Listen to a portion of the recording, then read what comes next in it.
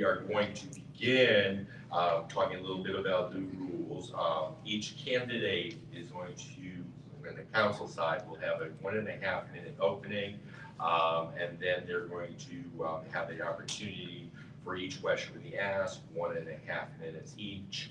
And then originally we were thinking 4 questions. If time allows, we'll probably ask a few more to allow the candidates to have an additional opportunity to speak on the issues. And then there will be a 1.5 minute closing. The mayor race is a 2-minute opening. The candidate will receive 8 questions, 1.5 minutes each, and a 2-minute closing. Because we don't have the opponent here, there's no need for any rebuttal. So let us begin. Our candidates we have here from District 1, we have Dwayne Nguyen, who is running for the first time in the 1st District. And we have Gregory Hahn, who served 2 terms on the City Council from 2017 to 2021. Make your opening statements and listen for the bell when your time is up. Good afternoon, everyone. My name is Dwayne K. Nguyen Jr., and I'm running for City Council in District 1 because I believe in Bristol's future, and I believe that it starts at home. I have a master's degree in economics from CCSU, and I've helped plenty of businesses in the realm of financing, accounting, and also in the nonprofit sector. I've spent my career turning blueprints into neighborhoods, helping families through Habitat for Humanity of Eastern Connecticut, which is my current job, find not just homes, but stability, confidence, and opportunity. And what I've learned is simple. When people can afford to live in a city they love, everything else works better. Schools perform stronger, businesses hire locally, and our economy grows from the ground up. I'm not running to cut, I'm running to connect.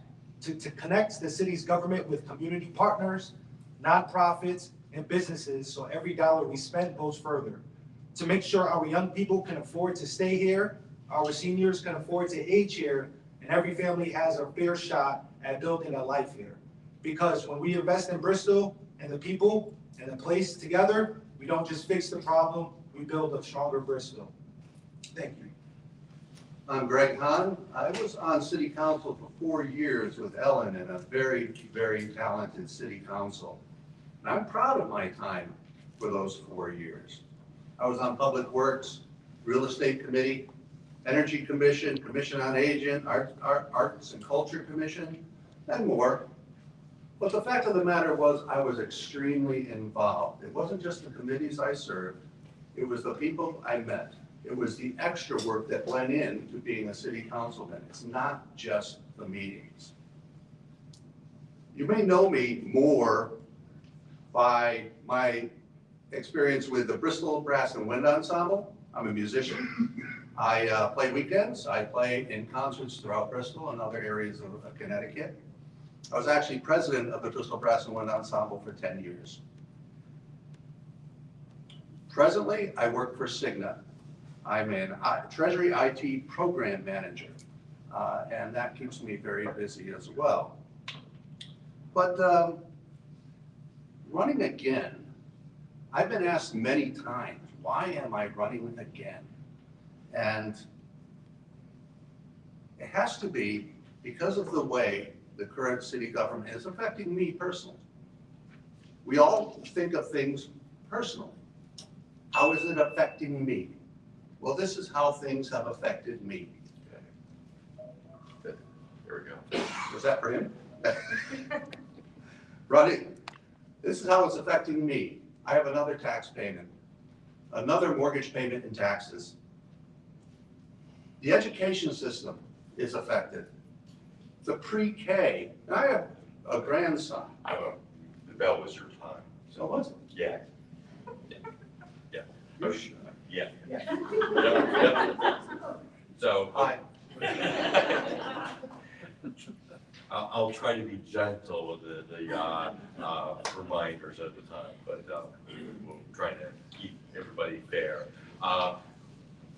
For this campaign, many of you have been knocking on doors of the voters of Bristol. I mean, what have you learned this time around that has surprised you? What has surprised me is taxes and affordability.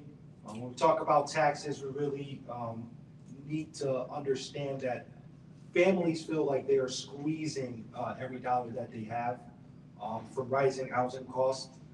If we expand the number of affordable homes and attract more businesses, we could broaden our tax base so the same group of homeowners isn't carrying the load.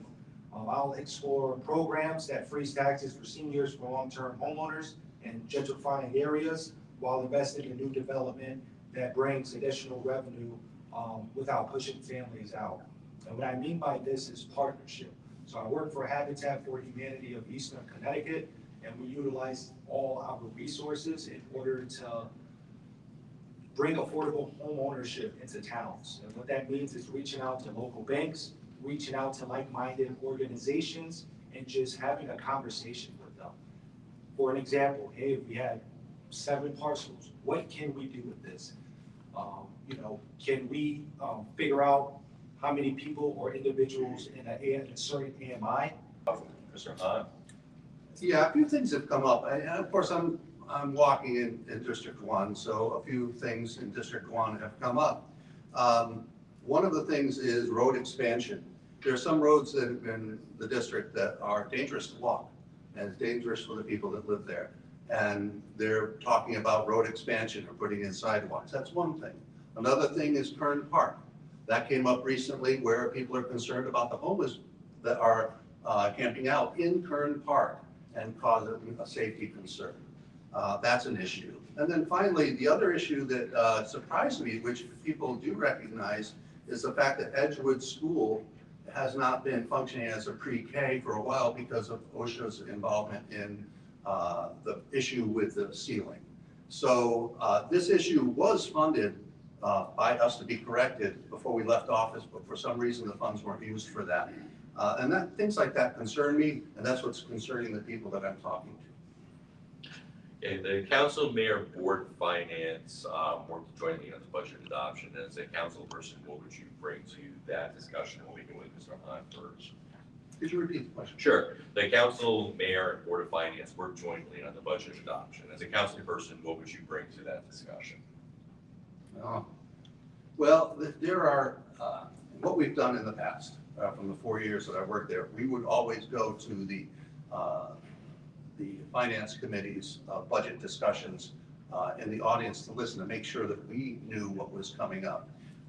If I were on the board of finance, I would take a really strong look at where the money is going. We have a $35 million increase in our budget over the last 4 years, and yet we don't have an increased services for the town.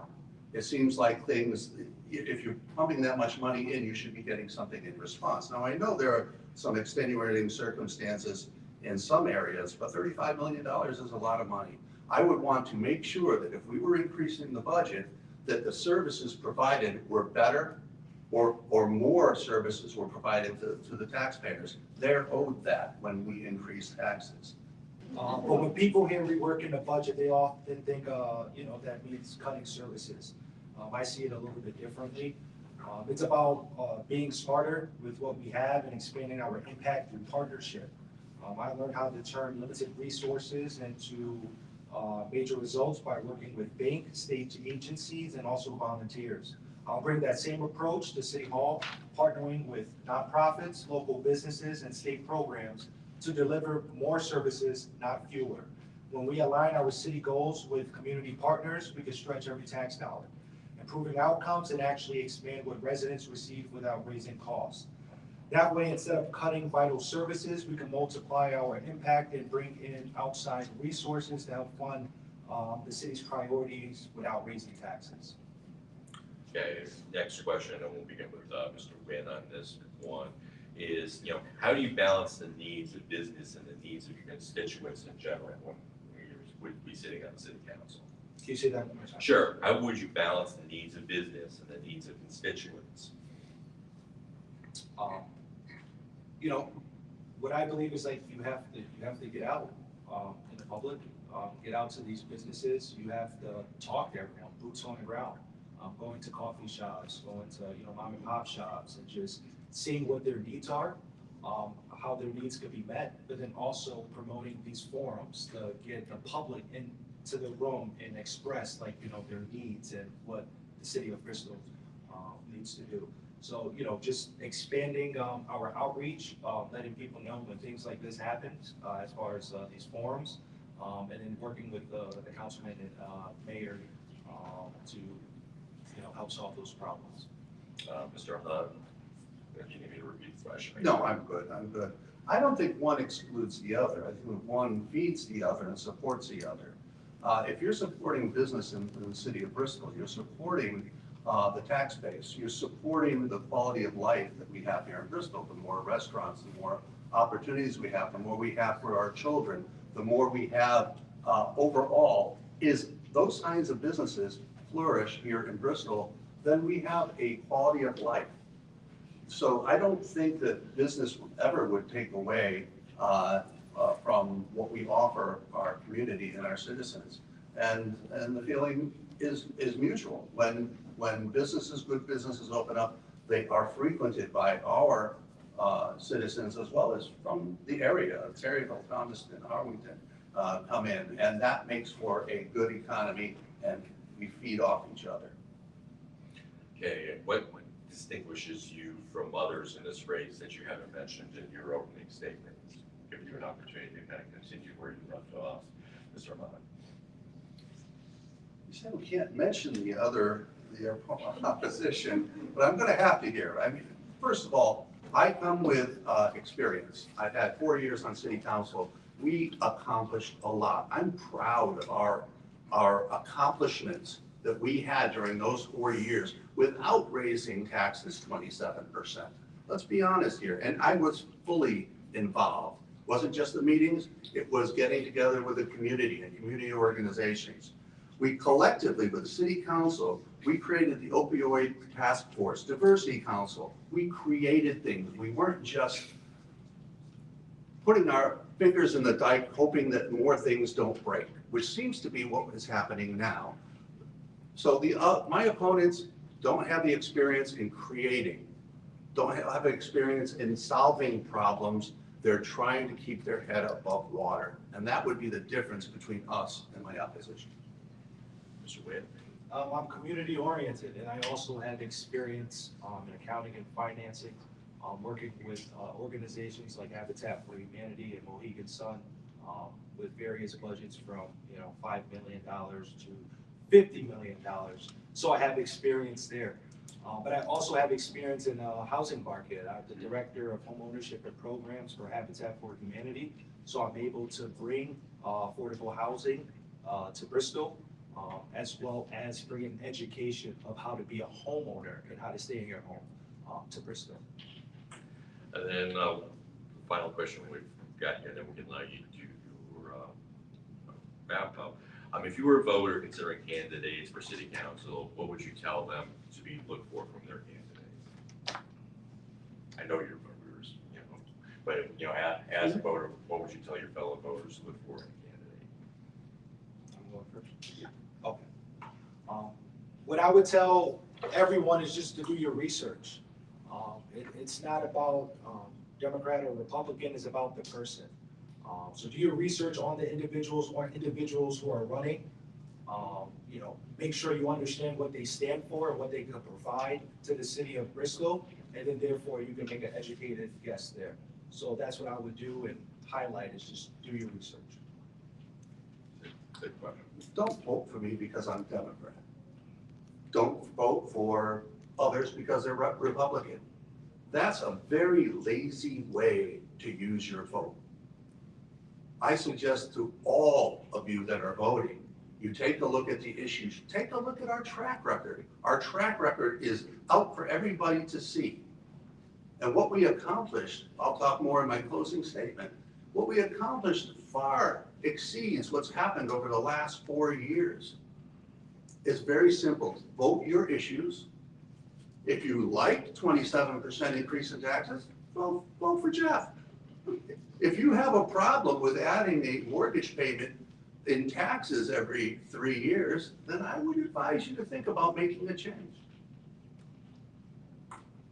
Okay, now for the 1.5 minute closing statement, Mr. Hahn, you can. We've had a tremendous amount of success, like I said, with a talented group of Republican and Democrat people that served on city council while I was in office. We planned the downtown development, let's be honest. We put in the road, we put in the sewers, we put in the electricity, we designed downtown. And after that was done, during Ellen's administration, all but one of the lots were sold to contractors. We approved the look and feel, and we approved what the purpose of those buildings would be. All of that was done under us. One lot remained. That one lot is still not sold after 4 years. He's thinking about putting an RFP out for it in a couple weeks. That's not leading. That's not what we need here in Bristol. We need to go back and get the results and the action that we had with the city council and Mayor Ellen Zappo-Sasser. Listen,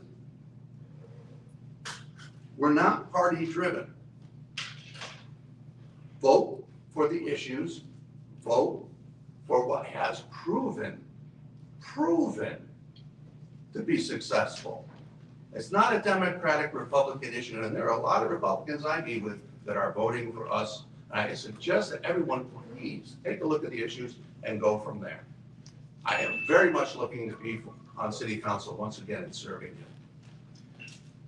Mr. Witten, wrap up. I know I'm new, but at the end of the day, leadership is about priorities, and mine are clear. Affordability, opportunity, and community. I've seen firsthand what happens when we invest in housing and people. We strengthen our very foundation of our city. My goal isn't to make empty promises, it's to bring people together, city leaders, organizations, and residents, to build a smarter, fairer system that actually works. We can grow Bristol without pushing families out. We can create opportunity without leaving anyone behind.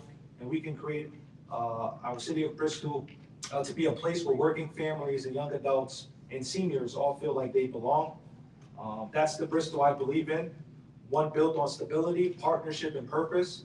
I'm Dwayne K. Wynn Jr., and I'm running for City Council District 1, and thank you for your time.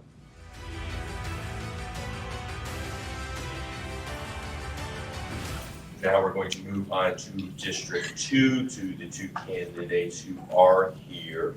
We have Peter Kelly, who served 2 terms on the City Council from 2017 to 2021 in District 2. And we have Jennifer Tagliello.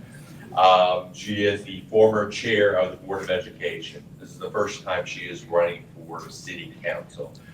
Both have a 1.5 minute opening statement. So. Take it away. Good evening, everyone. My name is Jennifer Tagliello. I'm a lifelong Bristol resident. I've raised 2 beautiful children in our city, Natalie, who is studying nursing at St. Joe's, and Gavin, who is studying finance at Bryant University. I married my best friend and soulmate almost 2 years ago. He's also my campaign manager, and he'll tell me when I need to speak louder, so I'll help you all tonight. We have 4 French bulldogs, 3 of whom we rescued, and 2 of whom are terrorists. I am a pediatric dental hygienist by trade, and I have an undergraduate degree in workforce education and development from Southern Illinois University at Carbondale. I served 10 years on the Board of Education, with my last 4 years chairing the board. While managing the board, my goals were improving student outcomes, implementing budgets that would maximize growth in the district while minimizing the increase to taxpayers, and fostering relationships between teachers, administrators, parents, and partnering with city leaders. Under my leadership, the Board of Education never ran a deficit. Schools not only survived, but thrived after the COVID pandemic, with student growth surpassing all of our contiguous towns. I've built and maintained relationships with a plethora of school administrators, many teachers, and our unions. After a decade of public service, it has been ingrained in me that positive outcomes are the result of collaboration and communication, as well as cooperation. The main reason I'm seeking a seat on City Council is to bring that spirit to City Hall. Mr. Kelly. Good evening. My name is Peter Kelly, and I served, as Mike mentioned, 2 terms previously on the city council. I'm a native of Waterbury, but I've lived and worked in Bristol for over 45 years. The first 26 years of my professional life was at the Crowley Auto Group, and the last 14 was at First Bristol Federal Credit Union, where I was the business development officer. I retired on February 28th of this year, so I have the time to serve. I found the time when I was working, but if I was fortunate enough to be elected again, I certainly have the time now. And I really enjoyed my time serving under Mayor Ellen Zappo-Sassu. She's a great leader. There's not a question that she can't answer, and was a great mentor. And as Mr. Hahn mentioned, we accomplished a lot. So I'm looking forward to serving for that reason. There's much to be done. There's a bit to be repaired. There's a grand list to be grown, and there are taxes to be held in check. So I'm hopeful to gain the city council seat again and get back to work. Thank you. So as candidates, making the assumption that you had the opportunity to knock a few doors, as you've met with the voters of Bristol, what have you learned that has surprised you? Mr. Kelly first. Well, what I've learned mainly is, regardless of party affiliation, people are floored at how high taxes have gone up, and the inability of the present administration to control taxes, in spite of the fact that he's on film with a bullhorn speaking of controlling spending, and taxes will follow. Taxes have not followed. Taxes have skyrocketed. So Jeff has a sales background. In politics, you're held accountable for what you're selling. And in this case, perhaps it's just lack of knowledge, perhaps it's overselling, but people are shocked, regardless of political affiliation, with how much taxes have risen, and the inability of a seemingly intelligent person to keep his word and keep taxes in check. I can echo the sentiments of all of my colleagues about taxes, but one thing I will bring up when I talk about my past experiences is people are very shocked and saddened by the contentious relationship between our current mayor and the Board of Education, and just how evident and apparent it is, not only to people who are in the game that attend meetings, but by teachers and paras who overhear conversations, by parents who ask questions because their kids come home and make comments about things that they've heard. It's very unsettling, and it's something that I definitely want to change when I'm elected. Okay, the council, mayor, and board of finance work on budget adoption. As a counselor, what would you bring to that discussion? Jennifer. That's a good question, thank you. I think that, not to beat on the same drum, but I will play to my strengths. Having the knowledge base of the Board of Education, its expansive needs, and its chronic underfunding, it will give me a unique perspective when contemplating the budget and contemplating where to cut and where to raise taxes, to find a way to leverage our resources to make it so that it's less impactful to our taxpayers, but also so that the students and the teachers can get everything that they deserve. Okay, Mr. Kelly. The Board of Finance has many keen financial minds with a lot of experience with budgets and finance in general, but they can only deal with the hand that they're dealt. And if the money is not in the coffers, the money is not manufactured. So it really comes down to raising the grand list, keeping taxes in check, and keeping money in the coffers. There's no magic to it. If you raise the grand list and we have money, these decisions are easier. If the money's not there, you have to cut. And there's no financial wizard that is going to create a solution to the grand list not rising, which it rose a bit, but it was a paltry amount and not enough to keep us out of the current fiscal situation we find ourselves. The key is raise the grand list, grow it, and good things will follow financially from that. So kind of following on that, I mean, how do you balance the needs of business and the needs of constituents in general? Well, they're interrelated. You have to, as Dee Wayne mentioned, you have to listen. You have to put yourself out there. And speaking of businesses, it has to be, it's just not the new kid on the block. We have to pay attention to already established businesses, because the new shiny object sometimes people tend to gravitate to. But we can't lose sight of the fact that there are established businesses here that have been paying taxes for years, serving our citizens. So it's got to be across the board. But once again, it's visiting businesses. We used to, the former administration under Ellen Zapusasu, we ran the farmer's market every single week. We would alternate who was going to work it. Most of us just went every week anyways. And you talk to people. They voice their concerns to you one-on-one. And then that gives you an idea of where the needs are. A lot of the work of being on the city council is nuts and bolts stuff. It's delivering food during the pandemic to people that don't have transportation.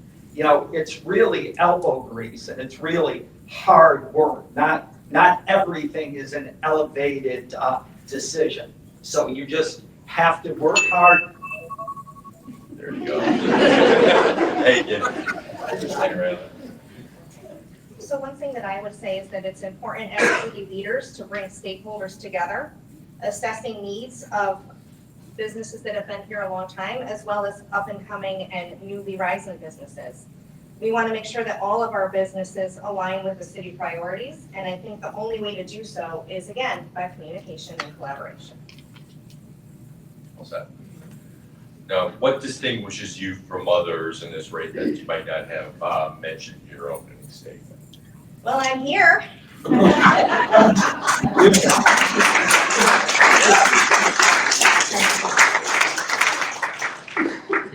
I could take my time and have some fun with that, but I'm going to honor Mr. Chaikin's request, and instead I'm just going to focus on the fact that I do pride myself in being able to collaborate with just about anyone.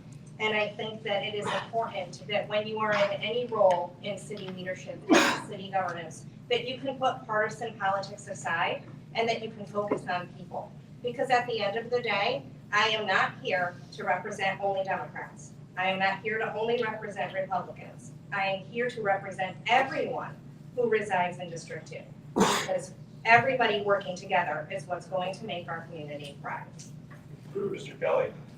I'm going to ride Jen's coattails a bit on her comment, because we had a discussion about this prior, and it's very important to be as nonpartisan as you can be and put people over politics, because we owe the citizens of Bristol, regardless of their political affiliation, to work for them, not work for our party. And I'll give you an example that Jen brought up today when we had that conversation. I was a liaison to the Board of Education when Jen was serving. And I think we worked very well if elected for that and other reasons.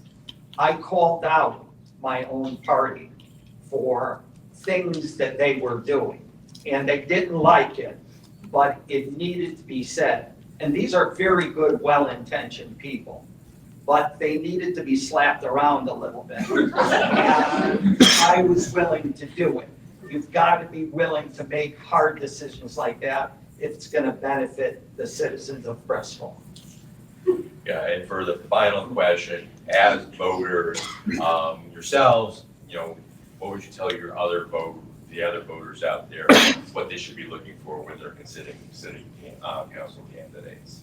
Me first? Yeah. Okay, well, what I would say is to echo Mr. Nguyen, obviously you want to do your research on each candidate.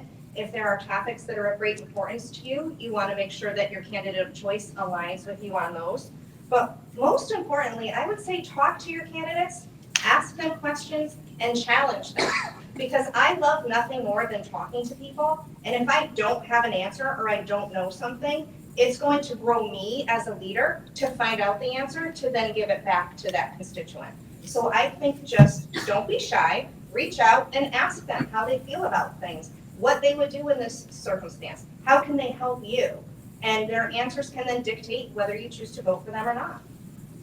And now we can have a 1.5 minute closing comment. Oh. Do I get an answer? Oh, yes. Sorry about that. I knew I was like.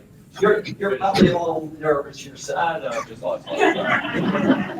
Right, no problem. Okay, I would tell voters to look for consistency, character, honesty, and also no conflict of interest, because you can sort of smell that when somebody is serving. It's hard to realize that if someone's just knocking on your door and you're talking to them for 2 or 3 minutes, but once you get a feeling for the way they handle themselves, it's easy to read people. So I think we as voters need, as D. Wayne once again suggested, dig a little deeper. Know who you're really dealing with. Is it somebody there that is trying to build their resume, or is it someone that has a true vocation for public service? Because unfortunately, the reality is not all candidates do. Believe it or not, I know that comes as a shock. But really, if we're more discerning in who's presenting themselves in front of us, you're more likely to make the right decision. Okay, now you're one of. Oh, okay, thank you. Well, I am excited for this opportunity. I didn't know I was going to be sitting up here as a candidate, but Ellen is pretty persuasive. So that's one of the reasons I'm here, but I'm also willing to lean into it because you really need to. It's not a passive job. It's a lot of work. And as I touched on earlier, it's not all glorified. There's a lot of things to do. You have to answer constituents. You have to get up early sometimes, take telephone calls late when you may want to be watching baseball or just relaxing. So it's really a commitment because you are a public servant. And public servants are supposed to serve the public and not serve themselves. So that's another barometer in making the decision is who you're going to vote for. Make sure it's someone that is well-intentioned and has no ulterior motives other than serving you. Thank you. So now I can finish my opening sentences in closing. The main reason that I am seeking a seat on City Council in the 2nd District is to bring a spirit of collaboration back to City Hall, where it can grow and it can positively impact Bristol and all of its residents. I think it's very important that we as city leaders build relationships before conflicts can even begin. A city that is dubbed all heart has no room for negativity, and it has even less room for dissidents. Our residents, from the youngest learners at Edgewood, or wherever they're displaced at this month, to those who call Sheridan Woods their home, they deserve the best. And it is my goal that when I am elected, that I will give you the best that you deserve. Thank you.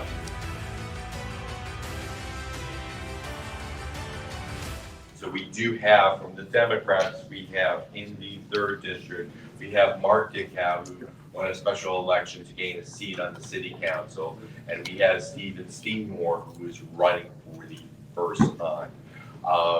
Gentlemen, if you want to pick who wants to make their first opening statement. Okay, All right. 1.5 minutes. Okay, I'm Steve Seymour. I've been a Bristol resident for about 45 years or so. I live upon Federal Hill, so that's the 3rd district. I have 5 beautiful kids. They're all successful. One's an engineer, lead engineer at Sikorsky. The other one is lead media person at UConn. The other one's a roofer, but he's successful also. I own multiple businesses in Bristol, so I do know how business does work. And the reason why I'm here today is because I see things in the city that I do like and I don't like. And I need to find out exactly being in what's in the inner circle and what people are thinking of in the inner circle and the needs of the Bristol residents and how to rectify it or close together, basically. Mr. Dickow? Good evening, all. I'm the only current Democrat in the city council. I'm running for re-election, and over the past year, I've worked across the aisle with the Republicans, or at least tried to. Because most of the times, whenever I say something, it's usually knocked down right at the start. I've also have been working over the past year on hiring a new HR director for the city, red light traffic cameras, couple of other things. Those were more things that were turned down. The HR director was something that I was the only one that voted against because of some issues that happened over in previous jobs, and it shouldn't even been considered for the position. I've also worked with Ellen and Mary Fortier in regards to keeping the Sheridan Woods open. When I brought that up at a city council meeting, I was also told if I had 15 to 20 million extra dollars hanging around, I could save it myself. I just want to continue working for a better Bristol. I mean, I remember what Bristol was like. I'm a lifelong Bristol resident, grew up on Federal Hill, now live in Forestville. It's always been District 3 for me, and I just want to continue working for everybody in this room and all of Bristol. And we're friends. Yeah, we know each other. Okay, first question is you, as, you know, candidates, you obviously have been knocking on the doors in the district. I mean, what have you learned from the voters in the 3rd district that surprised you? Knocking doors this year, even in comparison to last year or 2 years ago, people really want to talk. They're very interested in what's going on in the city of Bristol. They're asking questions like everybody else has been saying about taxes, about public safety.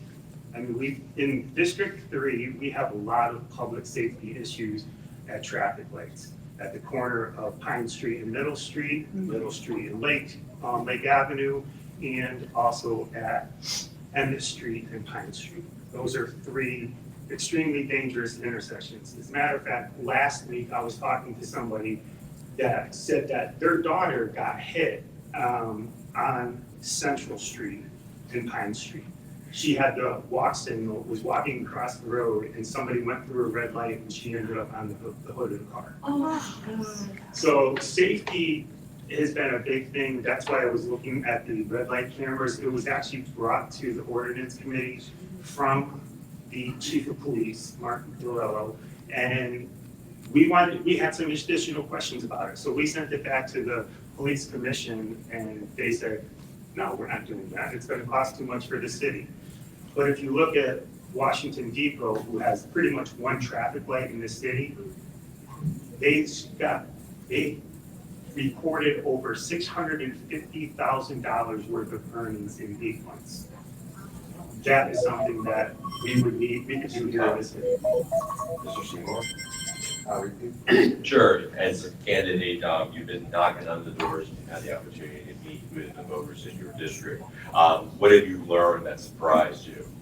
What I've learned is that a lot of people were affected by the federal government, and which is, it's leaking down to the local government.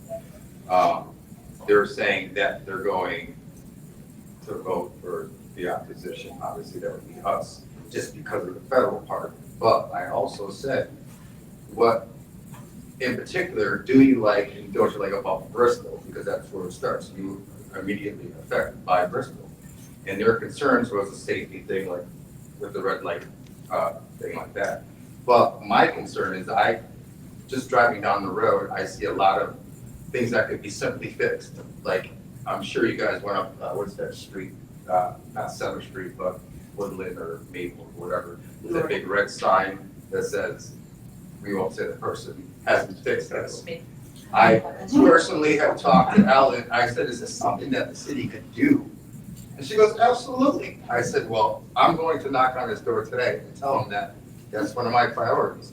My parents, their driveway is considered a road, but it's the only house on there, and the city hasn't taken care of it. It's gravel, they're in their 70s. They have to drive through these ditches and stuff like that. So I see safety for seniors that need to be addressed. There's seniors are having problems getting transportation to get their medical. I got more to say. Well, we're gonna begin with the next question with you. The council, mayor, board of finance work on the budget adoption. As a counselor, what would you bring to that discussion? Okay. First of all, I would go to see all the municipalities and see and talk to them what can be streamlined or what their problems are. That's a part of, running the city. As far as that goes, you have to find out, when you talk to the workers, the way I see it, if there's problems that can be easily fixed or streamlined, you have to listen to the workers because it makes their job more efficient and therefore allows them to perform better. And when you perform better, they get things done quicker and easier without, cutting through all this red tape. So if you streamline that part of it, that helps a lot. And also trying to bring in, smaller businesses, which bring in more money. Mr. Dickon? Well, the biggest thing to help out with the budget would be economic development. I've had a lot of people actually come up to me this year and say, you know what? What's going on down in Forestville besides now that there's going to be a new Luna's down there? There has been signs up down there for a Salvadorian bakery for probably at least 8 months to a year. And every time that we have an economic development meeting, I ask about that, and the answer I get is, well, I don't know what's going on. And it's like, how could you be in part of economic development and be at the head of the office and not know what's going on there? The last thing I heard about it was there's a language barrier. So if there's a language barrier, yes, we need to get some kind of translation issues coming into the city. We need people there are people that speak other languages within the city that can help you out, negotiate with these people. We also just lost the owner's Michael's group for a sessions building. That was another thing. That was wasted of almost 3 years of time that they were working on that. Now they have to we have to go through the whole RFP all over it. But we need to our biggest thing is economic development within the city. We definitely have to grow the campus. Now, you got it right at time. How do you balance the needs of business and the needs of constituents in general? Mr. Dickon, we'll begin with you first. For the needs of constituents with businesses, I mean, you really need to know what people really would like to have. I mean, that's one of the things I talked to people in past years, not as much this year, because like I said, there's different issues that people are bringing up. But with businesses, there are small business loans through the city, through economic development, that these groups can have as long as they have the financial backing that they can use these loans. I mean, they only have to pay back half of the loan. And it's actually right now, it's a 10-year loan, and we were actually in the process of actually working on that to cut it down to 5 years. So these loans would be paid back quicker, so we can actually get the money back into the funds earlier. Mr. Seymour? How do you balance the needs of business and the needs of constituents in general? The needs of businesses, well, I own multiple businesses in Bristol.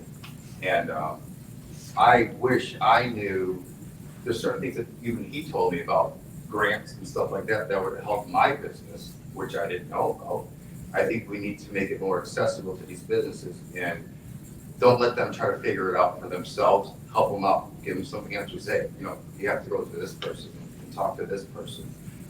And find out, even with the existing small businesses, keep supporting them as far as, and try to get new businesses in here, because there's a lot of buildings that could be, you know, transformed and have small businesses put in them.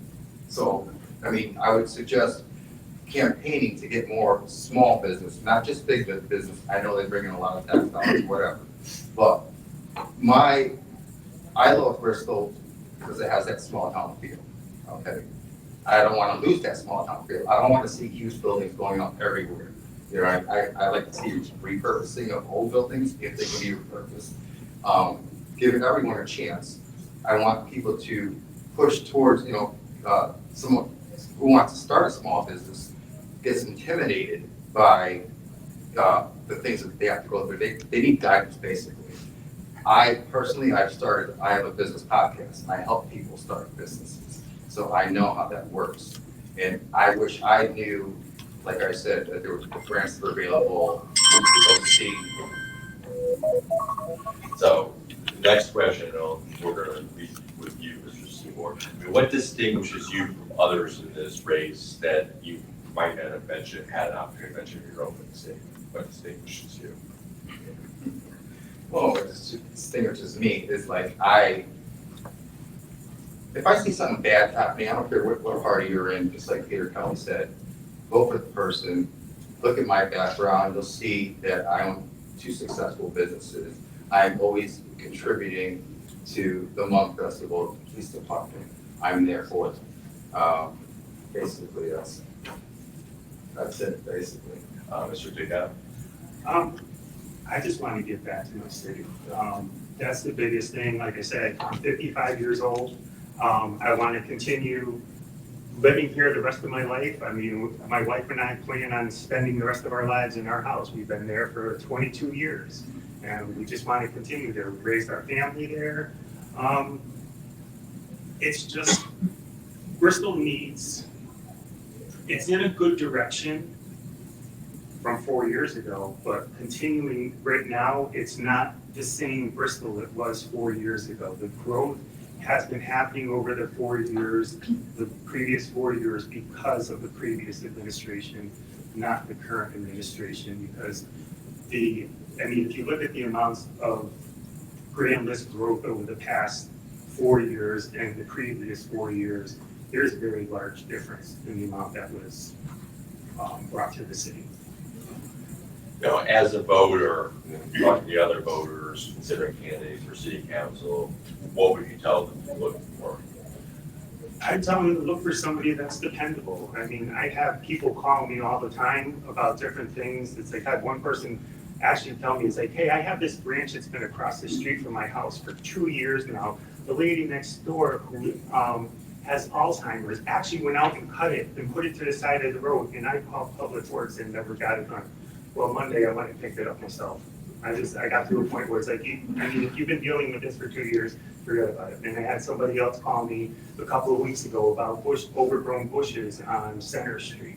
Actually, when Peter was saying about you take calls at any day or night or whenever, I was on the phone with a constituent after I was elected last year for an hour while on vacation in St. Thomas. So it's I take the calls. I mean, if my phone rings, I'll answer, no matter where it is. I mean, it's not the whole thing like everybody else is saying. It's not a D, it's not an R. I'm a B. I'm a Bristol resident. I'm here for Bristol and not for one side or the other. Mr. Seymour? Yeah, same here. I'm for Bristol. I have people on both sides of the party that want me to do this. So that tells me, obviously, I must have some good ideas. But yeah, I would like to see Bristol stay the way it is. Well, not the way it is right now, but stay the same. Wrong answer. But all I'm saying is basically do your homework, find out the background of your candidates. If you like what you see, then vote for that person. But also, I feel that we have to be more accessible to the candidates, and the candidates in return have to respond to whoever's asking the question or the favor or what do I do? We need to direct them in the right way instead of just saying, handing off to the above, go to this person, go see that person. Directly try to take care of the situation yourself. And that's why you're getting elected in the first place, is to communicate with the people of Bristol. Try to make it a town where everybody loves. We want people to come to Bristol because of the feel of it. The education of it is a huge thing. My wife has been a teacher for 35 years, and she comes home and that's all I hear. What's going on? How is it being run? So I know what problems that like the teachers and stuff like are having. So and me being a business owner, so I got all kinds of things going on. Well, now we were going to enter our 1.5-minute closing statement, so we'll leave off with you, Mr. Seymour. Okay, if you vote for me, I will do my best. What? Oh, no, never mind that. I thought you were asking a whole. Oh, no. If you vote for me, I will do my best. I am very accessible, and I will listen to your problems or whatever. If you need information, I will do my very best to take care of it. And this is the reason why I'm running this, because I want it to be very accessible to everybody. Like I said, I'm proud of my town. I always want to be part of my town. I don't care who you are, what party you're affiliated with. I just want us to be, all together. It's our town. We want to take care of it. So why can't we work together? Mr. Pickett? Like I said, over the last year plus a few months, I've been on city council working for the people of Bristol. I want to continue doing that. I don't feel like I've done any type of a bad job. I mean, I'm not the one that's gonna sit there and be like, every time a vote comes up and be like, yes, yes, yes, whatever you say, Mayor. I'm not that type of person. I'm a thinker for myself. If I am elected, I'm hoping that there are additional Democrats, because I am currently on 8 boards and committees because I am the only Democrat on city council. I do want to set up meet and greets for Meet Your Neighbors, either here at Bristol Library or in Forestville at Man Ross Library. Actually, possibly do them quarterly and switch them back and forth.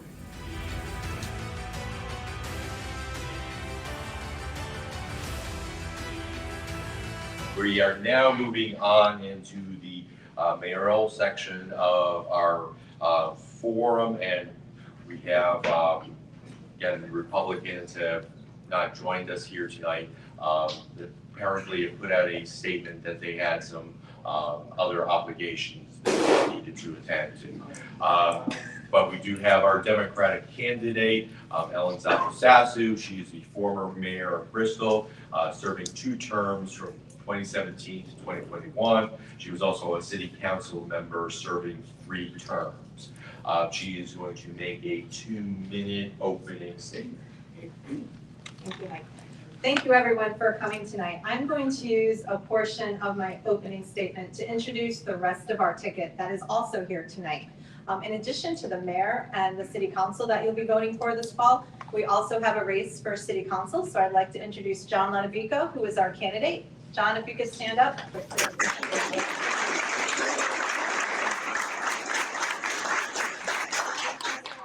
A race for the Board of Education, which hopefully we'll be talking about later. And our 3 candidates that will be on the ballot for the Board of Education are here tonight as well. Incumbent Jill Fitzsimons-Bula and our candidates Kara Milker.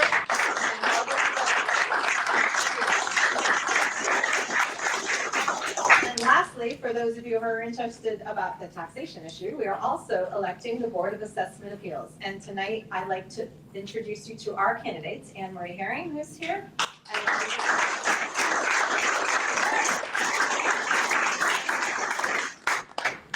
I also see that there are a lot of people in the room who are very passionate about certain issues that we've talked about over the course of the last 6 months, and I will try to weave in your issues into my answers as best as I can, knowing that these questions may not be what you're looking for. I'm approaching tonight as a job interview, asking all of you to hire me back in a position that I think I performed well in the previous time that I was here.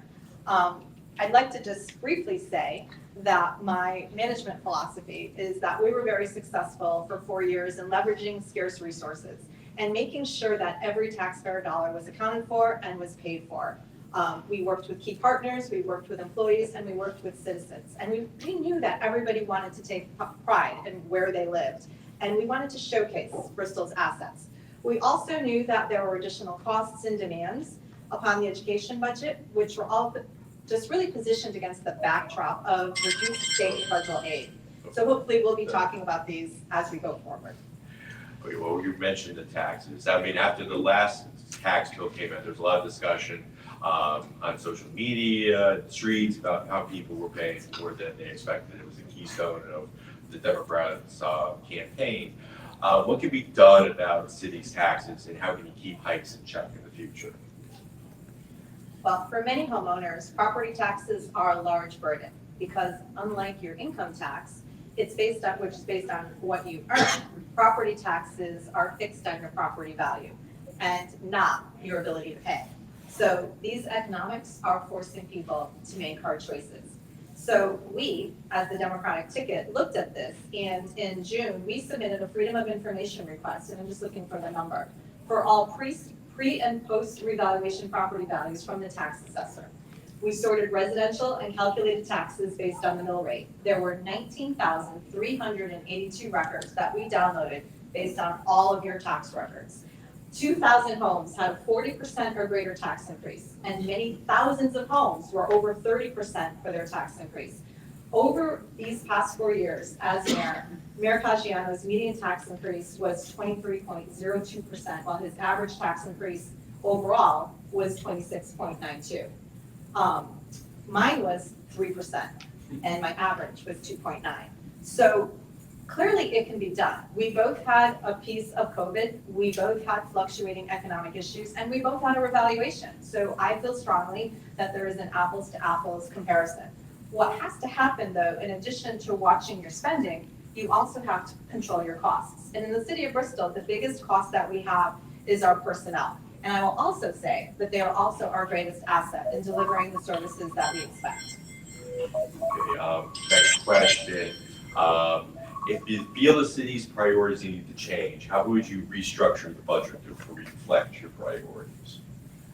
I don't think we need to restructure the budget. What we have to do is follow the budget. And what we have to do is work together with the departments for a plan that's already in place. And what I'm referencing is the 10-year capital improvement project budget.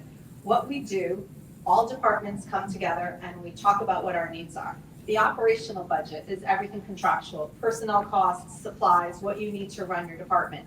But the larger costs, anything over $100,000 goes on the capital improvement project budget list. Those are then prioritized based on needs. So it could be the HVAC system at the police department, it could be a new fire truck, it could be a roof repair, it could be a new school, renovate as new, the Northeast Middle School, it could be all of those things. But what happens within the process is they're evaluated and they're prioritized. What's been happening over the last 4 years is that this entire project list has been torn apart. For example, the Hoppers Birch Pond project improvements have been on and off the capital improvement list for the last 4 years. They're on, they're off, they're not funded, they're withdrawn, they're not funded, they're moved out a year. That is just unfair to a project that the Parks Department has strategically planned in their overall strategic planning. The animal control facility. We are now building a $6 million animal control facility. And I can tell you that 4 years ago, that was nowhere on the plan. It is now totally sped through. Talk about needing a red light monitor. We need red lights on that project because it started, it is funded, it is out there. $6 million, not a priority. The council, the mayor, the board of finance, and the board of education over the past year often have seemed like two different countries at war. What can the mayor, city council do to help improve communication and relationships between the two towns? Well, the first thing you do when you start to have issues is you call together your war council group and you sit down and you figure out what the issues are. The first thing that should have happened was the minute the Board of Education realized they were running a deficit, there should have been a roundtable about what was happening and where it's going and what the causations are. But we know what they are, because in February of 2025, the mayor, as he embarked upon his finger pointing campaign, commissioned an audit for the Board of Education, because he was sure he was gonna find whatever he was gonna find. That audit came out, and on page 14, it clearly states that the reason that the Board of Education is running a deficit is not because it's overspending, it's because it was systemically underfunded for the last 4 years. They have not been given the money that they need to do their jobs. They have been given an average of about 5%. Most of that has been state mandated, when in fact, some of their cost escalations have been up to 20%. They also had additional mandates come down when the age of special education went to 22. The city disregarded that, and that was a $600,000 item. We can continue to put our heads in the sand, or we can sit down and constructively figure out what the Board of Education needs and how to get them the resources while balancing the needs of the other departments. But here's the thing, the spending issue is more a problem on the city side than it is on the Board of Ed side. I have the comprehensive financial reports that came out. The city has spent $18 million in additional money over the last 4 years. The Board of Ed isn't even close to that. Assess the city's economic development over the past 2 years. What's been done right? What's been done wrong? What needs to be differently if you feel there's a need for change? So there are some areas to criticize, and I think that I'm going to preface this with saying, again, that our city employees are some of the best in the region. However, they thrive on stable leadership, and when they don't receive that, things tend to go off the rails. We have a lack of council synergy. There's even problems within that group that they're not on the same page. I was appalled at having just lost the election and then having to watch the new council in one of their first votes rescind a project labor agreement that we had put together over a long period of time for the city hall renovation, which would have put 300 skilled tradespeople who live and work in Bristol to work at City Hall. They got rid of the project labor agreement. Then, the next council meeting, the purchase and sales agreement for Wheeler came up. We had been working with Serena Trophy for 9 months to fast track that project because she had federal funds to spend. And they rejected the purchase and sales agreement. Those are embarrassing milestones in economic development that other developers, contractors, and municipalities look at. And they swoop in to look for people who might want to leave, or those who are thinking about Bristol. They're not going to come here. That type of volatility does not bode well for any economic development. Then there was the collapse of code enforcement. There's all kinds of issues there. Then there's apparently regulatory issues within the land use process where permitting is stalled. Time is money for developers, and when they can't get a project approved, that adds costs. Then there's the problem of the permit portal, which is another issue for developers and business people and residents. The council and mayor have some control over quality of life issues in the city. What quality of life issues is the city handling well? And why do you say that? What quality of life issues has the city dropped the ball on, and how can that be improved upon? So areas to improve. There's some things that are just not complicated, but yet they've become complicated. The cannabis issue was very complicated at the end of the day, with ordinances being created that weren't necessary. I will say that I think the one area that they did pretty well was continuing the plan that we put in place for the distribution of ARPA funds. We had a phenomenal task force representing all different aspects of our community, and we had 3 areas in order to allocate those funds. Nonprofits got a piece, the businesses got a piece, and then we used some money for our special projects. So that seemed to continue based on the strength of that task force, and that seems to be doing well. But I'm gonna go back to us being business unfriendly. When you have to wait 30 days to get a permit to do work on a renovation, or you call for an electrical permit or an insulation permit and you're told 10 days to 2 weeks, first off, you're gonna lose your electrician, you're gonna lose the people waiting. That is not how we do business. So I'm not sure what's happening there, but the complaints are often. And I worked with a few people over the course of the last 3 months who were really looking to get into the weeds on why they were being stalled so much. And we got them some answers, but it shouldn't have to be that hard. So retooling and making everything business friendly and customer friendly again, technology notwithstanding, it's all about the people. And if somebody's waiting 10 days, 20 days, or 30 days, that's unacceptable. News stories, but they have reported that the city's fastest population segment are people in their 20s, early 30s. What needs to be done to address their needs to help keep them in Bristol? I don't know what that is. I mean, is it accounting for my youngest who's moved back home? Okay, so he's a statistic. I'd love to get him into his own house, but I think a lot of people are seeing kids move back home because of the affordability issues. I'm not sure how many people are buying houses in this market in that age group. But I'm gonna pivot here because more important to me are the social services and the safety net that we're creating for our older citizens who do want to stay in their houses and want to live as independently as they can for as long as they can. So I think the pivot is, let's make sure that neighborhoods turn over at a rate that is normal. Because the more houses turn over at a frequent pace or all in one area, and that affects the school system. It affects how we provide services.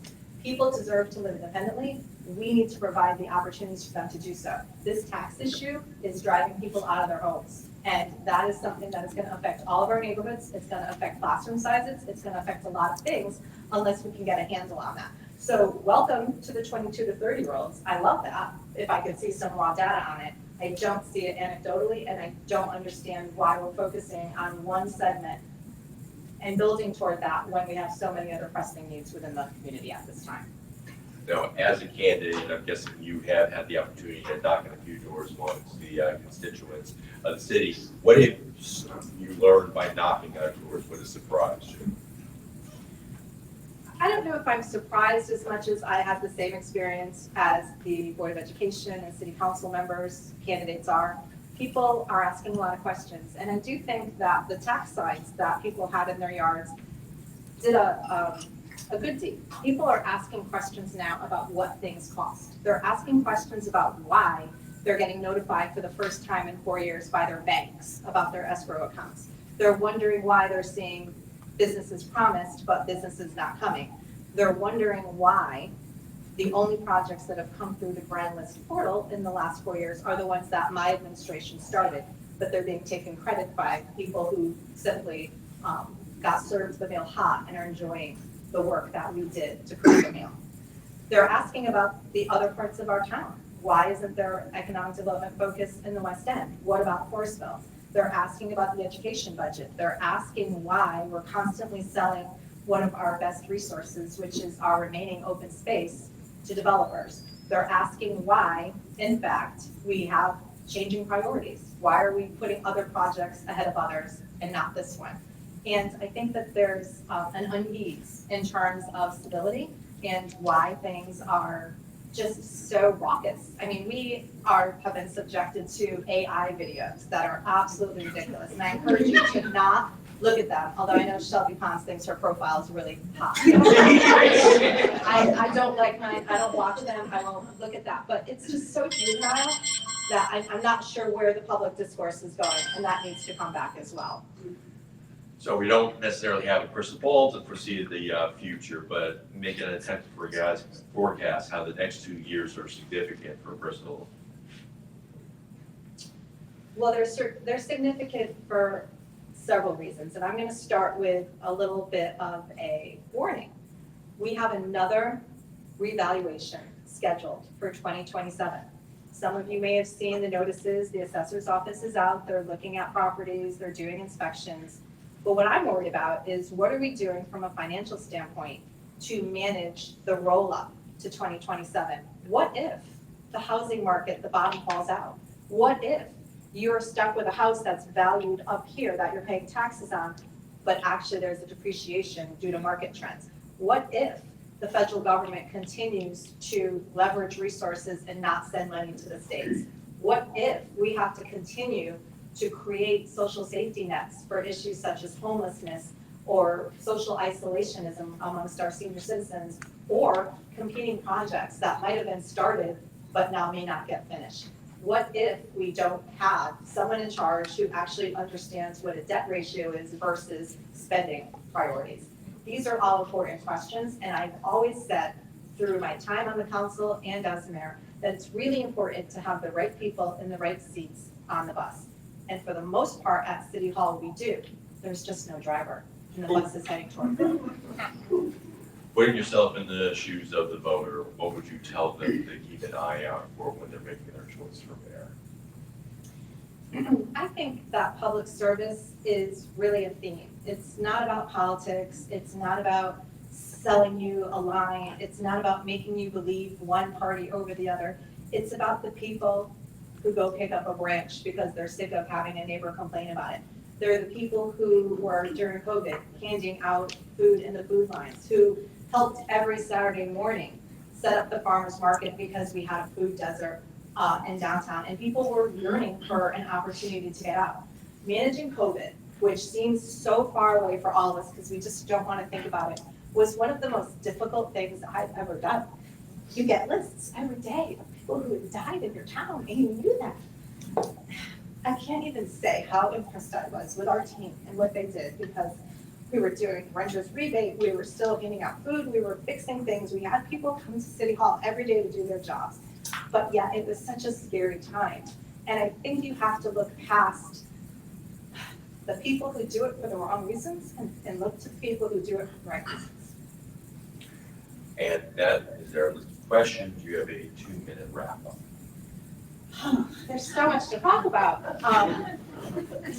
I'm really proud of the work that our team did. And when I say our team, I mean everybody from the city employees to our department heads, to our council, to Representative Fourier, who left her job when her courthouse closed out and came and helped us run COVID operations. I'm proud of our Arts and Culture Committee, who was created in the thought process of helping the Memorial Boulevard become that community theater and that beacon for downtown activities, which I think that it is. I'm so proud of the Carrier Project, which is bringing not only on Main Street across from here, but downtown over 150 units of new housing for people to live here. I'm so proud of Wheeler that we brought in because now we have people working here. And that's the balance. The balance of Bristol is going to be on the backs of people who live here and who work here and who then spend their money here. So what you're seeing now with Ventana's, with the Iron Horse, with the salad place, with 10 Main, this is economic spillover effect, which we planned for because we knew that those businesses would be successful if they had bodies in downtown. Now, I can't talk to the failure at the Sessions Building. That is a hard project. There is environmental remediation, and we got a great grant for that. That's coming, and I think that that might be more affordable housing.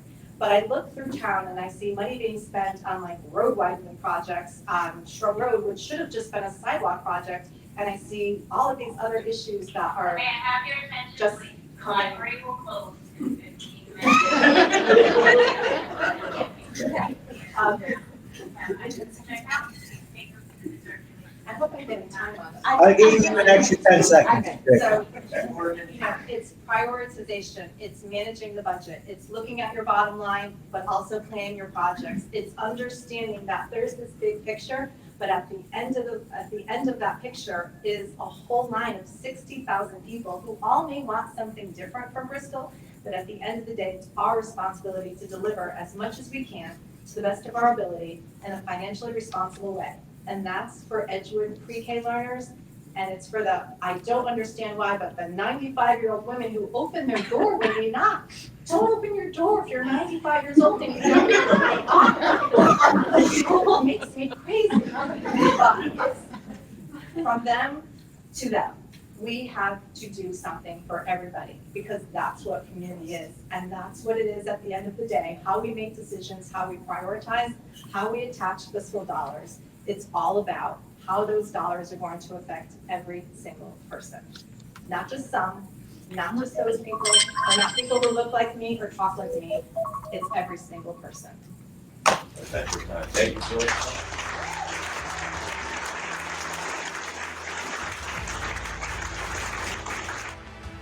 You know, hopefully the candidates who did not show will see that we treated everybody with respect and positivity, and it would have been beneficial for them to be here.